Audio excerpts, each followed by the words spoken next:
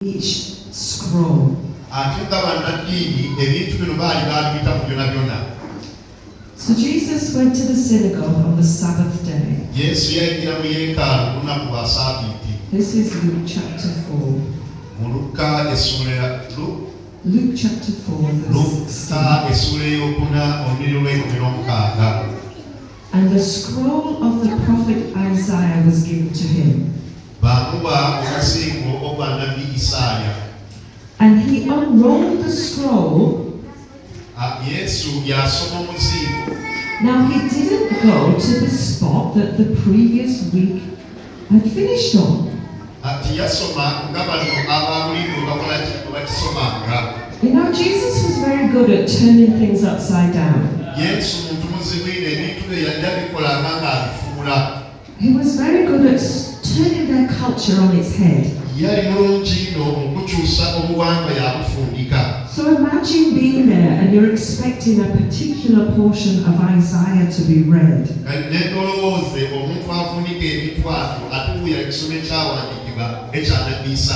And he starts to flick through the pages and finds a different spot. And this is what he read, verse 18.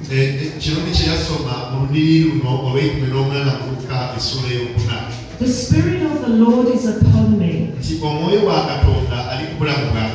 because he has anointed me to proclaim the good news.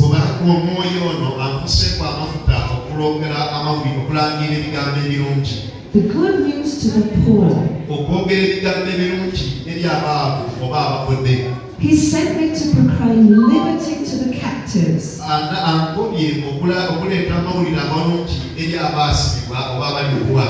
and the recovery of sight to the blind,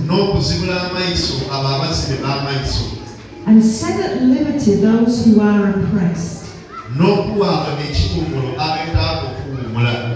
and proclaim the acceptable year of the Lord. And then he stops mid-sentence. Stops in the middle of a sentence. He doesn't even finish reading the rest of that passage.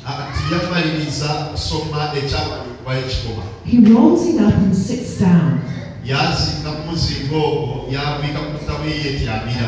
And everybody's staring at him. Because he has just declared some things about himself.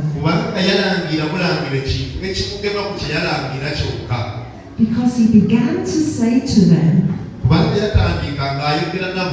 today this scripture has been fulfilled in your hearing. And they all marveled. Wow! Look at the things that are coming out of his mouth. And then they said, isn't this just Joseph's son? He lives down the road there. We know his family. And they started to turn against him.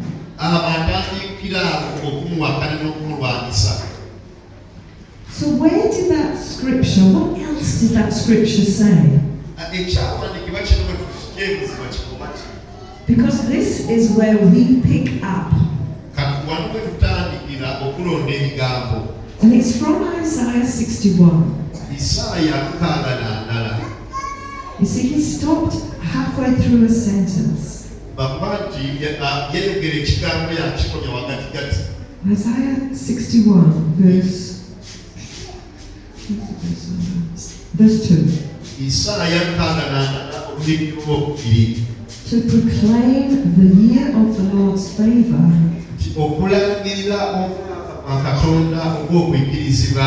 and the day of vengeance of our God. And so the next part of that chapter in Isaiah is telling us what we're supposed to be doing. We're going to comfort those that mourn. We're going to give them a beautiful headdress instead of ashes.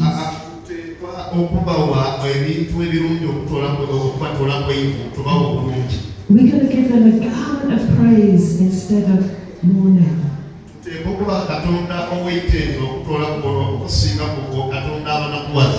That people will be called oaks of righteousness.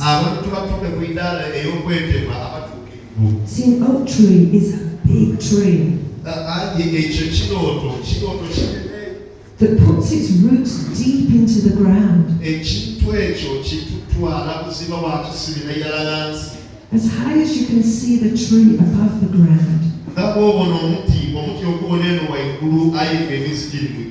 Its roots go deeper.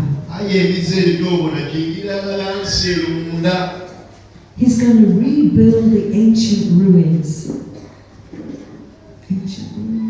The old place.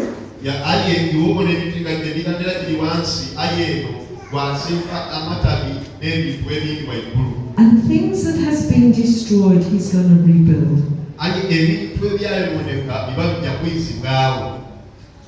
And instead of shame,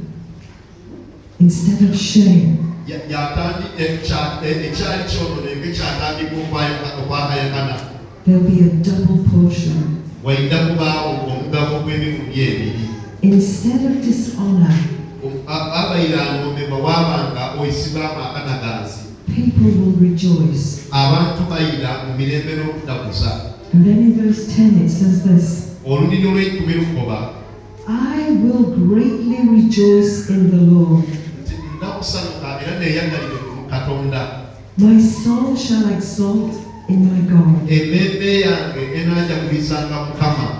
For he has clothed me with garments of salvation. And he has covered me with robes of righteousness. He has adorned us as a bridegroom adorns himself when he gets married.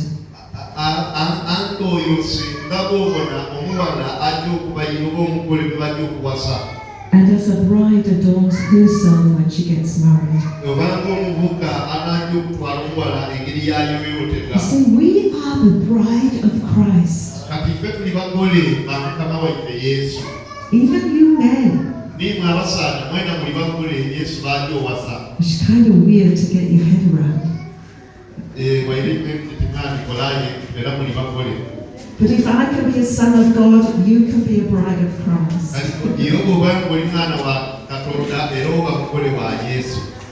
So how do we do this? Because we have so many issues when we come to the Lord. And until we get ourselves established like that oak tree with our roots going deep,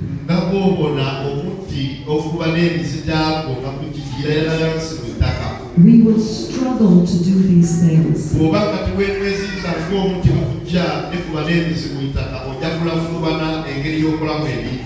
When Jesus finished his ministry,